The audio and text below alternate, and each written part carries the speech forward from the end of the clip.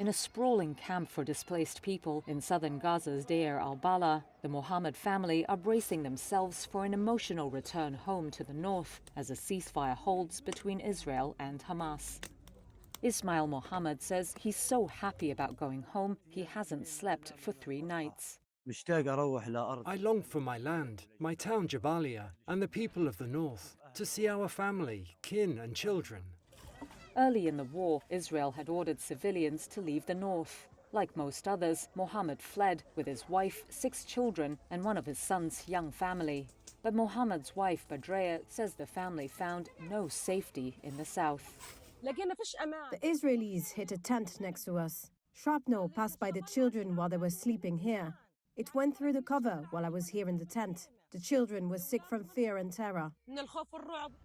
Since last month's ceasefire and hostage release deal between Israel and Hamas, hundreds of thousands of people have left the crowded temporary shelters across the south to trek back north. And they know there's more heartbreak ahead. The Mohammed family learned from relatives an Israeli strike had destroyed their home. Still, Badrea says the whole family can't wait to return.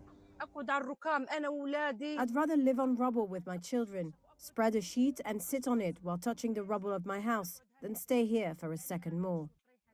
Deir al-Balah is only 11 miles from their Jabalia home. But like most in Gaza, the Mohammeds don't have access to a car.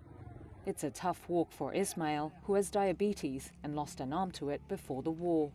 His leg was injured in an airstrike and he has to walk with a stick. Seeing the extent of the enclave's destruction also hits him hard. This is an extermination, not destruction. This is a genocide. The Israelis did not have mercy on stones, trees or anything. Gaza is destroyed. Over the 15 months of war triggered by Hamas's attack on Israel in October 2023, Palestinians have accused Israeli forces of indiscriminate bombardment. Israel accuses Hamas of hiding among civilian populations and says it has tried to minimize harm to civilians.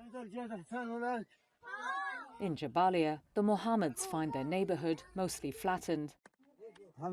Ismail is relieved to reach the destination, but then points to what used to be their house.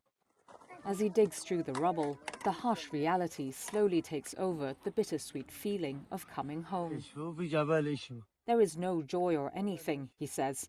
I wish we'd stayed in the south rather than seeing this destruction, this extermination.